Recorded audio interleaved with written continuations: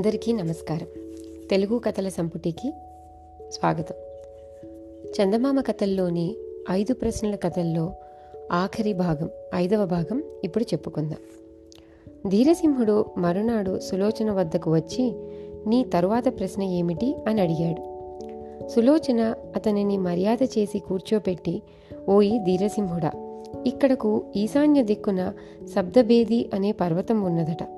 ఆ పర్వతం లోపల ఏమి చిత్రం ఉన్నదో, దాని అవతల ఏ దేశం ఉన్నదో కనుక్కు రావాలి. ఇదే నా ఆఖరు ప్రశ్న అంటూ చెప్పింది. ధీరసింహుడు మునపటిలాగానే ఆమె వద్ద గడువు తీసుకొని ఈశాన్య దిశకు బయలుదేరాడు. చాలా దూరం నడిచి వెళ్ళి ధీరసింహుడు ఒక వింత దేశంలో ప్రవేశించాడు. ఆ దేశంలో ఎక్కడా ఒక్క గోరీ కానీ శ్మశానం కానీ అతనికి కనపడలేదు.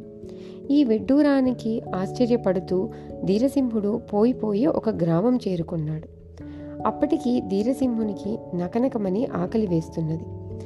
ఏమి చేయటమా అని ఆలోచిస్తూ ఉండగా ఎదుటి ఇంటిలో నుంచి ఒక గృహస్థుడు యువతలకి వచ్చి అతనిని కుశల ప్రశ్నలు వేసి ఆదరించి తన ఇంటికి అతిథిగా తీసుకువెళ్ళాడు. వడ్డన జరిగింది. భోజనాలు అవుతూ ఉండగా గృహస్థుడు ధీరసింహునితో, మీ దేశంలో మీరు ఎన్నో రకాల పదార్థాలు ఆరగించి ఉంటారు, కానీ ఈ పదార్థం మాత్రం రుచి చూచి ఉండరు అంటూ విస్తట్లో ఒక వేపున వేలు పెట్టి చూపాడు. అయితే ఇదేమిటి అని ధీరసింహుడు ఆశ్చర్యంగా ప్రశ్నించాడు.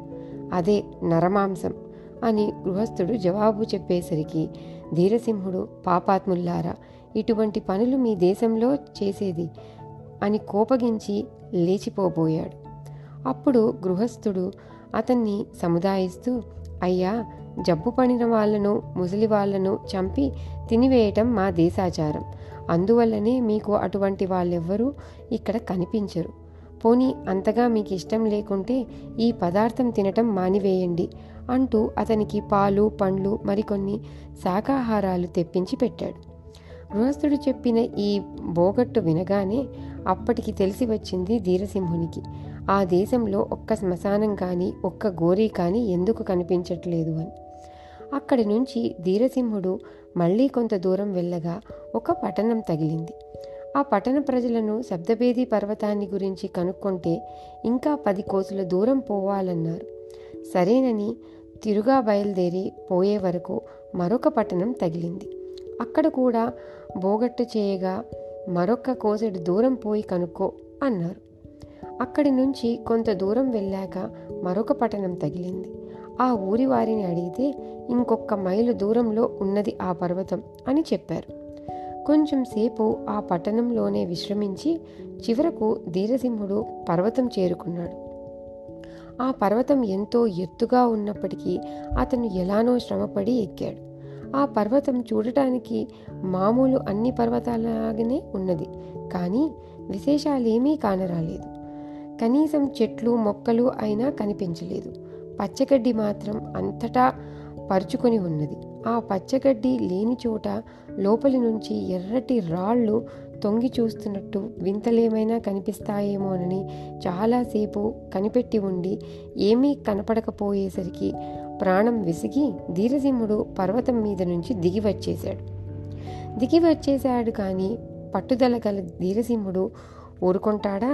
ఎంతకాలమైనా సరే అక్కడే ఉండి ఆ పర్వతం యొక్క పుట్టుపూర్వోత్తరాలు కనుక్కొని కానీ పోకూడదని నిశ్చయించుకున్నాడు. ఈ నిశ్చయంతో అతను ఆ పట్టణంలోని ఒక సత్రంలో బస చేశాడు. అతని మంచితనం వల్ల అక్కడి వారందరూ స్నేహితులైనారు. అందులోనూ ముఖ్యంగా వీరవర్మ అనే యువకుడు ధీరసింహునికి ప్రాణ స్నేహితుడైనాడు. వారిద్దరూ ఒకరినొకరు విడిచి క్షణమైనా ఉండలేకపోయేవారు. ఈ విధంగా కొన్నాళ్ళు గడిచాయి. ఒక రోజున వీరవర్మ ధీరసింహుడు కలిసి ఆ పట్టణపు బజారులో తిరుగుతూ ఉండగా చీకటి పడిపోయింది. కానీ కలకలలాడుతూ దీపాలు ఉండడం చేత బజారంతా దేదీప్యమానంగా వెలిగిపోతున్నది. స్నేహితులిద్దరూ సరదాగా కబుర్లు చెప్పుకుంటూ ఆ బజారు వెంబడి పచార్లు చేస్తూ ఉండటంతో సప్తభేది పర్వతం ఉండే దిక్కు నుంచి రా రా శీఘ్రం రా అనే ఒక పెద్ద కేక వినిపించింది. ఆ కేక మానవుల కంఠస్వరం లాగా కాక పర్వతంలో నుంచి బయలుదేరిన మేఘగర్జనలాగా ఉన్నది. తక్షణమే ధీరసింహ వీరవర్మలకు ఎదురుగా తిరుగుతూ ఉన్న గుంపులో నుంచి ఒక మనిషి ఆ కేక వినిపించిన దిక్కుగా వెర్రివానిలాగా పరిగెత్తజొచ్చాడు. అప్పుడు ఆ మనిషి ముఖం అదోలాగా అయిపోయింది. వాని కళ్ళు ఎక్కడో చూస్తున్నవి. అతనికి తన శరీరము బయట ప్రపంచము రెండూ తెలియకుండా పోయాయి. వాని వెంట ధీరసింహుడు కూడా కొంత దూరం పరిగెత్తాడు. ఇంతలో నలుగురు కలిసి వానిని ఆపుచేయగా వాడు వెనక్కు తిరిగి వచ్చాడు. తరువాత ధీరసింహుడు వానితో ఇంకెప్పుడూ ఇలా చేయకు అని మందలించి పంపి, స్నేహితుడైన వీరవర్మను ఆ కేక ఏమిటి, ఈ మనిషి ఆ వైపు పరిగెత్తడం ఏమిటి, దీని రహస్యం వివరించి చెప్పవలసిందని ఆత్రంతో ప్రశ్నించాడు. అప్పుడు వీరవర్మ అతనితో, ఓయి నేస్తం, ఆ కేక ఎందుకు వస్తుందో ఎవరికీ తెలియదు, కానీ అప్పుడప్పుడు ఇటువంటి శబ్దం ఆ పర్వతంలో నుంచి వస్తుందని మాత్రం అందరికీ తెలుసు. ఆ శబ్దం ఎవరినైతే పిలుస్తుందో వాడు ప్రపంచాన్ని మరిచిపోయి పర్వతం వైపు వెర్రిగా పరిగెత్తుతూ ఉంటాడు. అలా పరిగెత్తిపోయిన వాళ్ళలో ఒకళ్ళు ఇంతవరకు తిరిగి రాలేదు. వాళ్ల కోసం దుఃఖించిన ప్రయోజనం లేదు. అందుకనే అలా వెళ్ళిపోయిన వాళ్ళని గురించి ఈ పట్టణంలో ఎవరూ విచారించరు అని చెప్పాడు. ధీరసింహుడు 4 దిక్కులా కలియ చూశాడు. ఆ పోయిన వాణిని గురించి నిజంగానే ఎవరికీ పట్టనట్టే కనిపించారు. ఈ సంగతి అతనికి ఆశ్చర్యం కలిగించింది. ఆలోచనలో మునిగి అతను తన బసకు తిరిగి వెళ్ళాడు. ఇలా వారం రోజులు గడిచిన తరువాత మళ్ళీ ఒక రోజున వీరవర్మ, ధీరసింహుడు మామూలుగా బజారులో షికారు చేస్తున్నారు. మళ్ళీ ఈరోజు మునుపటి మోస్తరుగానే ఆ పర్వతం మీద నుంచి రా రా శీఘ్రం రా అనే కేక వినిపించింది. ఈ కేక ఎవరిని ఉద్దేశించిందో, ఈసారి ఎవరి వంతు అవుతుందో అని ధీరసింహుడు అక్కడ ఉన్న అందరి వైపు పరిశీలనగా చూస్తూ ఉన్నాడు. అతను అలా చూస్తూ ఉండగానే తన ప్రాణమిత్రుడైన వీరవర్మ అతని చేయి విడిపించుకొని పర్వతం వైపు వెర్రిగా పరుగెత్త ఆరంభించాడు. అప్పుడు ధీరసింహుడు గ్రహించాడు, ఇప్పుడు వచ్చిన పిలుపు తన ప్రాణ స్నేహితుడైన వీరవర్మ కోసమేనని. సరి, ఏమైనా కానీ ఈసారి ఈ పర్వతం యొక్క రహస్యం కనుక్కొని తీరాలి అని నిశ్చయించుకొని అతను విడవకుండా తన స్నేహితుడైన వీరవర్మను వెంబడించాడు. కొంతసేపటికి వారిద్దరూ ఒకరి వెనుక ఒకరు ఆ కొండదాపునకు చేరుకున్నారు. ఇద్దరూ కొండ ఎక్కటాన్ని ప్రారంభించారు. పైకి కొంత దూరం వెళ్ళాక వారికి ఒక బండరాయి అడ్డు వచ్చింది. వీరవర్మ ఆ రాయి అంచు పట్టుకొని దూకే వరకు ఉపాయశాలి అయిన ధీరసింహుడు అతని కాళ్ళు పట్టుకొని అతనితో పాటు అవతలి వైపుకు దూకాడు. అదంతా పచ్చికతో నిండిన ఒక పెద్ద మైదానం. ఆ మైదానంలో వారిద్దరూ ఒకరి వెనుక ఒకరు పరుగులెత్తుతూ ఉన్నారు. ధీరసింహుడు ఎన్ని కేకలు వేసినా అతని స్నేహితుడు పలకనే లేదు. ఇలా మరికొంచెం దూరం వెళ్ళాక చూస్తూ ఉండగానే అతని ముందు ఒక 10 గజాల దూరంలో బ్రహ్మాండమైన శబ్దం చేస్తూ భూమి బ్రద్దలైంది. వీరవర్మ దానిలో పడి మాయమైనాడు. వెంటనే భూమి ఎప్పటిలాగా మూసుకుపోయింది. చూస్తే భూమి బ్రద్దలైన ఆనవాళ్ళు ఏమీ కనపడక పచ్చికతో మామూలుగానే కనపడి ఉన్నది. చేసేది లేక ధీరసింహుడు పర్వతానికి అవతల పక్కన ఏముందో చూద్దామని ఉద్దేశంతో ఆ దిక్కుకి నడిచి వెళ్ళాడు. కొంత దూరం వెళ్ళేటప్పటికి అతని కాళ్ళు పట్టుకుపోసాగాయి. కన్నులలోంచి మంటలు బయలుదేరినాయి. అక్కడ భూమి అంతా వేడిగా ఉంది. ఒక్కొక్క రాయి ఒక్కొక్క పెనంలా కాలిపోతున్నది. ఈ వెచ్చదనానికి కారణం ఏమిటా అని అతను ఊహిస్తూ మరికొంచెం దూరం పోయే వరకు అతని కన్నుల ముందు ఒక భయంకరమైన అగ్ని నది ప్రవహిస్తున్నది. ఆ నదిలోని మంటలు తరంగాలలా లేస్తూ ఆకాశాన్ని అంటుతున్నాయి. ఇటువంటి నది ఎక్కడా చూడలేదే, దీనిని దాటడం ఎలాగా భగవంతుడా అని ధీరసింహుడు తీవ్రంగా యోచిస్తూ ఉండగా నిప్పుకి కూడా కాలని ఒక చిత్రమైన నావ ఒడ్డుకి కొట్టుకొచ్చింది. అతను ధైర్యంతో ఈ చిత్రమేమిటో చూద్దామని ఉద్దేశించి దేవుని తలుచుకొని ఆ నావ ఎక్కి కూర్చున్నాడు. కను మూసి తెరిచేటంతలో ధీరసింహుడు ఆ అగ్ని నదికి అవతల ఒడ్డు చేరుకున్నాడు. ఈ సంఘటనకు ఆశ్చర్యపోతూ అతను మళ్ళీ ఆనందంగా నడక సాగించాడు. కొంత దూరం పోయేటప్పటికి అక్కడి భూమి అంతా దగదగా వెండిలా మెరిసిపోతున్నది. అక్కడ ఒక నది ప్రవహిస్తూ ఉన్నది. అందులో నీరు తెల్లగా వెండిలాగా ఉన్నది. ఈ నీరు తాగటానికి పనికి వస్తుందేమోనని ధీరసింహుడు నదిలో చేయి ముంచేసరికి ఆ చేయి కాస్త వెండిదైపోయింది.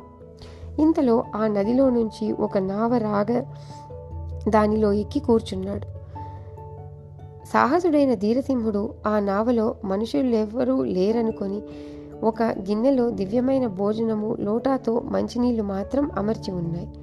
ఆకలి వేస్తున్నప్పటికీ అతను ఇవి ఎవరి కోసమో మనకెందుకులే అని తలచి ఊరుకున్నాడు.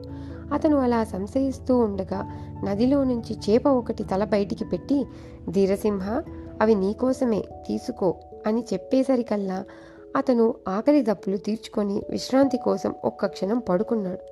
తరువాత మెలకువ వచ్చి అతను కళ్ళు విప్పేటప్పటికీ మునుపటిలాగే అవతలి ఒడ్డున ఉన్నాడు. ఈ సంఘటనలన్నీ దైవికములే అని నమ్మి ధీరసింహుడు మళ్ళీ సహజమైన ఉత్సాహంతో నడిచిపోజొచ్చాడు. మరికొంచెం దూరం అతను సాగిపోగా అక్కడి భూమి అంతా 12 వన్నె బంగారులాగా తలతల మెరిసిపోతున్నది.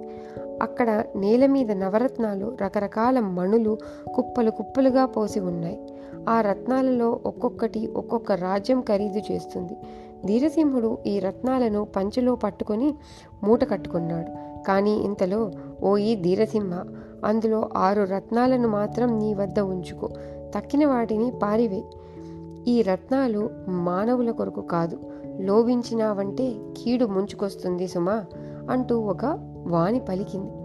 ఆ ప్రకారం అతను 6 రత్నాలను మటుకే అట్టే పెట్టుకొని తక్కినవన్నీ విసిరిపారేశాడు. ఈ రత్నాలు పట్టుకొని ధీరసింహుడు అలా కొంత దూరం పోయే వరకు అతని ఎదుట ఒక విచిత్రమైన నది ప్రవహిస్తూ ఉన్నది. అందులోని జలమంతా బంగారపు జలమే. ఈ వింత ఏమిటా అని అతను అలా ఆలోచిస్తూ ఉండగా ఒక బంగారు నావ ఒడ్డుకు వచ్చింది. అందులో ఎక్కి ఇదివరకులాగే నదిని దాటి కొంత దూరం నడవగా మరి ఒక నది కనిపించింది. తీరా చూడగా ఈ నదిలో నీళ్లు మామూలు మంచినీళ్లే. దీనిలో అతను చేతులు కడుక్కునేసరికి ఇది వరకు వెండి చేయిగా మారిపోయిన ధీరసింహుని చేయి మామూలుగా వచ్చేసింది. కానీ గోళ్లు మాత్రం వెండివిలాగే ఉండిపోయాయి. తరువాత అతను ఒక అడవి దాటి మళ్ళీ ఒక గ్రామం చేరుకున్నాడు.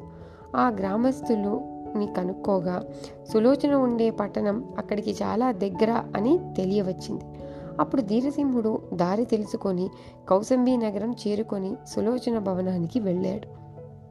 ధీరసింహుడు వచ్చిన సంగతి తెలియగానే సులోచన అతనిని ఆదరించి కూర్చోపెట్టింది.